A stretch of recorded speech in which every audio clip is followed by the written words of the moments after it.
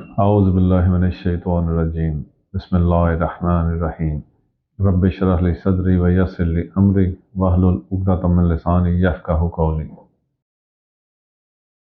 میں آج اپنی قوم کے سامنے کچھ حقائق رکھنا چاہ رہا ہوں۔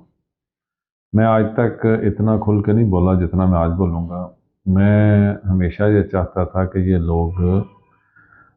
ان کی جو عزائم ہیں وہ کھل کر میکسیمم ہمارے سامنے آ جائیں۔ عزائم تو ان کے ڈے ون سے ہی کچھ سمجھ میں آ گئے تھے، لیکن اس میں مزید جو اسرار اور پردے کھلتے گئے وہ ہمارے لیے بھی نہیں تھے۔ میں کوشش کروں گا کہ میں ایک ایک کر کے ان کی تمام جو عمل ہیں وہ آپ کے سامنے رکھوں، تاکہ آپ خود سے فیصلہ کریں کہ ان میں کیا عزائم کیا ہیں ان کے۔ میں تو بتاؤں گا، لیکن آپ کو بھی ججمنٹ ہونی چاہیے کہ یہ ایسا سب کچھ کیوں ہو رہا ہے۔ سب سے پہلے انہوں نے کچھ 3 علیحدہ علیحدہ ٹیمیں بنا دی۔ ایک ٹیم کا کام ہے سوشل میڈیا پہ، واٹس ایپ گروپوں میں، یوٹیوب پہ ادارے، یہ میری بات کو آپ نے نقطے کو لینا ہے کہ ادارہ انجمن حسینیہ، اس کو انہوں نے ڈیمیج کرنا ہے، اس کو کمزور کرنا، اس کے بارے میں منفی پروپیگنڈا کرنا ہے، اور اس کے زد میں چاہے صدر آ جائے، چاہے سیکٹری آ جائے، چاہے فنانس سیکٹری آ جائے، چاہے سپریم کونسل کا سیکٹری آ جائے، چاہے اس میں کوئی بھی ادارے کسی بھی شعبے کا کنوینر آ جائے، انہوں نے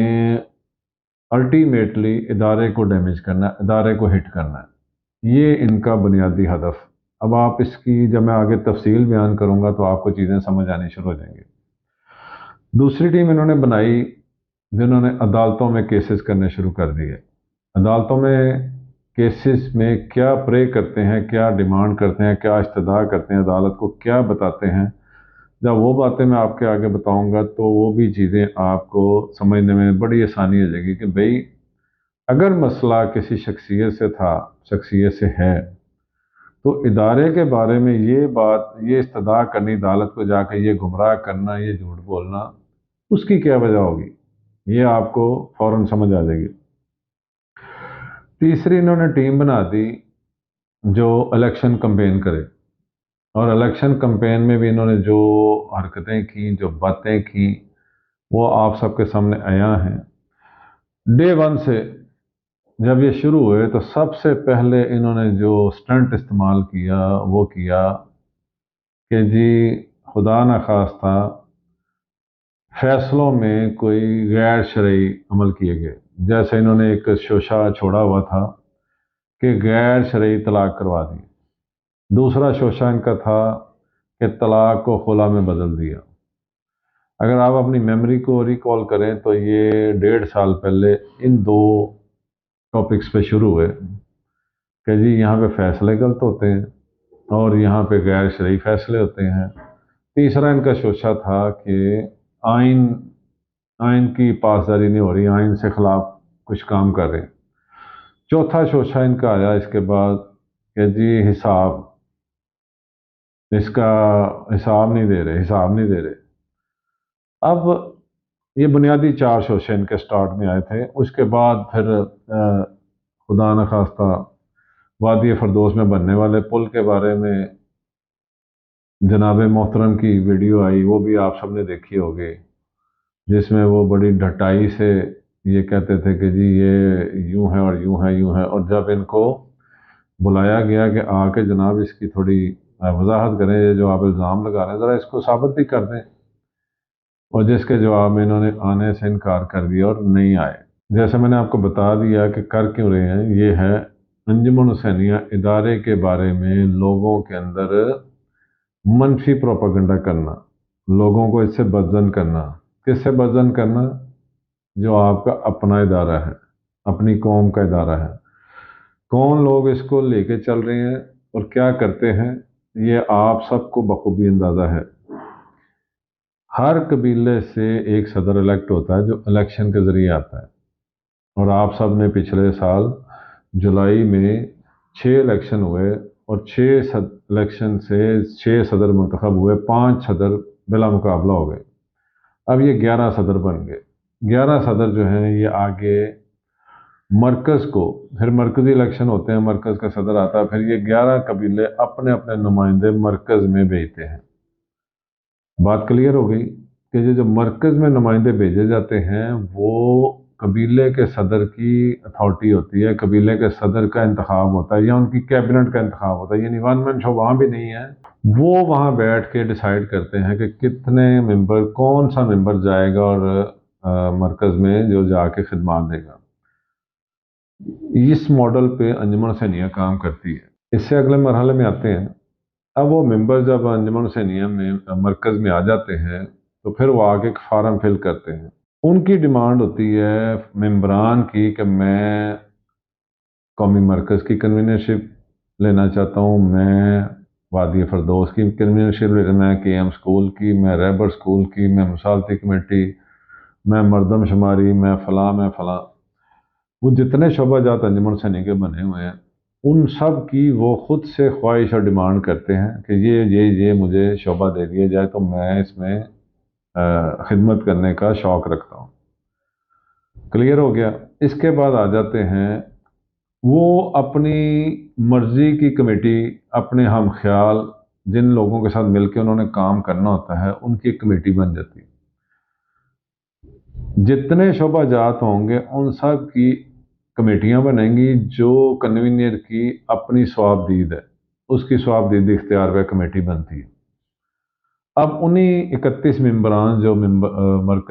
مرکز میں آتے ہیں ان میں سے کسی کو سینئر نائب صدر، کسی کو نائب صدر، کسی کو سیکٹری، کسی کو فنانس سیکٹری، کسی کو جوائنٹ سیکٹری اور کسی کو سیکٹری نشر و اشاعت بنا کے ایک ایگزیکٹو باڈی بنا دی جاتی ہے، جنہوں نے جو روزمرہ معاملات اور قومی معاملات اور شعبہ جات کو جس کو کہتے ہیں کہ ان کے بارے میں ڈیسیژنز لینے ہوتے ہیں، ان کے مسائل کے حل کے لیے بیٹھنا ہوتا ہے، ان کے ایشوز کو ڈسکس کرنا ہوتا ہے۔ اس کے علاوہ جو قوم میں جتنے بھی مسائل اور آتے ہیں ان کو بھی انہوں نے بیٹھ کے روزانہ کی بنیاد پہ سالو کرنا ہوتا ہے۔ نہ صرف موجودہ سیٹ اپ کو لے کے چلنا ہوتا ہے بلکہ نیکسٹ سٹیپ جو آنے والے کل کے لیے کوئی اہداف سیٹ کیے جاتے ہیں، کوئی پروجیکٹس لگائے جاتے ہیں، کوئی نئے آئیڈیاز پہ کام کرنا ہوتا ہے، وہ یہ سب لوگ آپس میں باہمی کوآرڈینیشن سے مل جل کے یہ سارے کام کرتے ہیں۔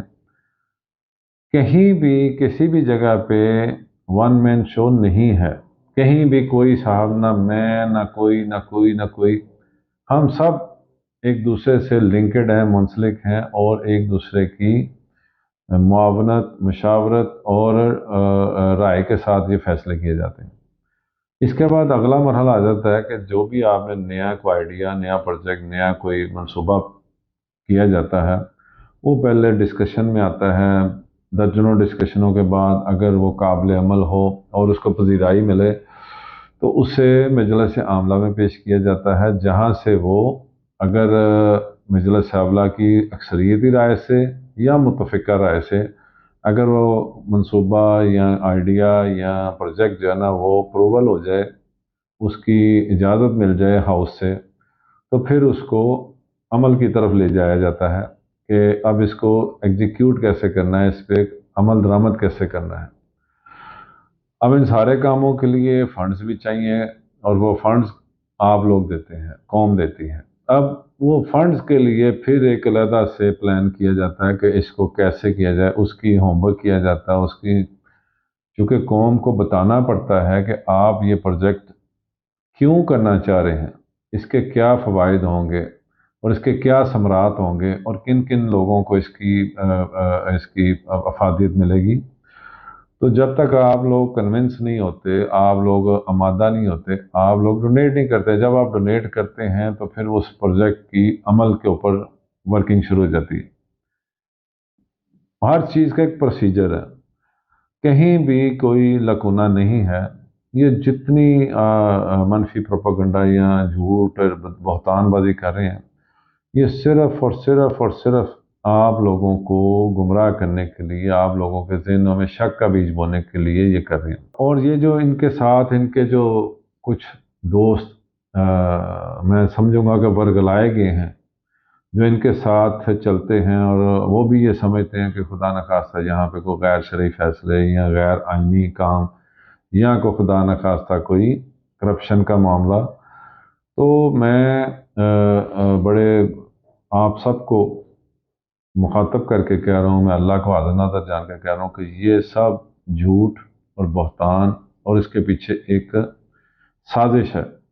اب اس سازش کو میں اینڈ پہ جا کے آپ کے سامنے رکھ دوں گا کہ یہ سازش ہے کیا، کیوں کی جا رہی ہے، کون کر رہا ہے، اور یہ اس سے کیا نتائج لینا چاہ رہے ہیں۔ آپ کو کیا لگتا ہے کہ یہ پچھلے 1.5 سال سے جو انہوں نے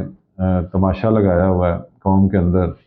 جو عدالتوں کے اندر، جو سوشل میڈیا کے اوپر، یہ 1.5 سال پہلے تک کیا کبھی آپ نے دیکھا یا سنا یا کبھی ایسا ہوا تھا؟ نیور، ایسا کبھی نہیں ہوا تھا۔ اور یہ جو 31 ممبرز اور 31 ممبرز کے ساتھ ان کی کمیٹیاں اور یہ قبیلے کی جو کیبنٹس ہیں، اگر ہم ان کو کیلکولیٹ کریں، ٹوٹل لگائیں، تو یہ نیئر اباؤٹ 300 پلس لوگوں کی ایک جماعت بن جاتی ہے، جو سب کے سب فی سبیل اللہ خدا کی خوشنودی کے لیے، اپنی قوم کی ترقی اور بہتری کے لیے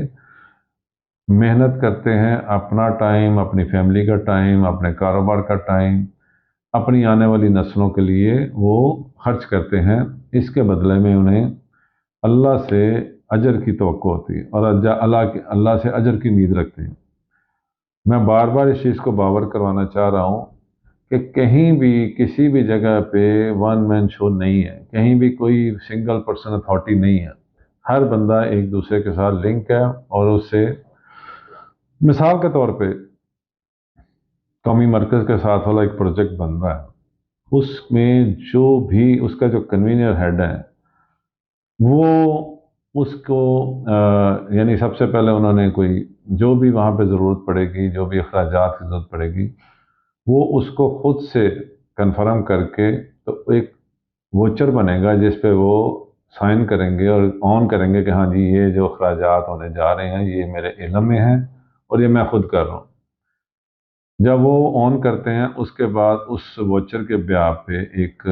فنانس سیکرٹری صاحب جو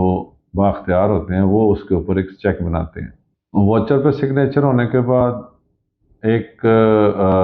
جو متعلقہ سائننگ اتھارٹی ہو اس کے سائن ہونے کے بعد وہ چیک آتے ہیں مرکزی صدر کے پاس، اور ان کے سائن ہونے کے بعد وہ چیک جاری ہو جاتا ہے۔ ہر چیز ٹرانسپیرنٹ سسٹم میں موجود ہے، ہر چیز کا حساب موجود ہے، ہر چیز کا جواب موجود ہے۔ اب یہ جو لوگ جو باہر بیٹھ کے الزام تراشیاں کر رہے ہیں، شک کا بیج بو رہے ہیں، بہتان کر رہے ہیں اور اپنی عاقبت تباہ کر رہے ہیں، اور دوسروں کو جو کام کرنے والے لوگ ہیں، جو خدمت کرنے والے لوگ ہیں، جو ڈیوٹی کر رہے ہیں، ان کو ڈیمیج کرنے کی کوشش کر رہے ہیں۔ کیوں کر رہے ہیں یہ میں پہلے بھی بتا چکا کہ ان کا ہدف مقصد انجمن حسینیہ کے ادارے کو کمزور کرنا ہے، اس کے بارے میں لوگوں کے اندر منفی پروپیگنڈا کرنا ہے، اس کے بارے میں شکوک و شبہات پیدا کرنا ہے، اور ہمیشہ سے ہمارے مسلمانوں کے ساتھ یہی ایک خاص فارمولہ استعمال ہوتا ہے، ڈیوائیڈ اینڈ رول، کہ آپس میں لڑاؤ اور حکومت کرو، قبضہ کرو۔ جو لوگ یہ کر رہے ہیں، جو اعلیٰ کار بنے ہوئے ہیں، ان میں سے بہت سے لوگ ایسے ہیں جو ورگلائے گئے ہیں، جن کو غلط بیانی کر کے ان کے ذہن میں شک کا بیج بو کے ان کو مخالف بنایا گیا ہے کہ جیسے یہاں پہ کوئی خدا نخواستہ کوئی 2 نمبر کام ہوتے ہیں اور وہ اپنی طرف سے نیکی کا کام کر رہے ہیں اور جہاد کر رہے ہیں۔ اور کچھ لوگ ایسے ہیں جن کے بارے میں ہمیں بالکل کلیئر پتہ چل چکا ہے کہ وہ پیسے لے کر، ان کو پیسے ملتے ہیں یہ سب کچھ کرنے کا اور وہ کر رہے ہیں، اور انہوں نے بھی اپنے ساتھ کچھ لوگوں کو ملا لیا اور جو شاید ان کے کمائی میں پارٹنر ہیں یا وہ بھی ورگلائے گئے ہیں، آئی ڈونٹ نو۔ یہ اللہ کا اور ان کا معاملہ ہے، وہ اللہ تعالیٰ بہتر جانتا ہے۔ ہم تک جو باتیں آئی ہیں وہ ہم آپ کو بتا رہے ہیں۔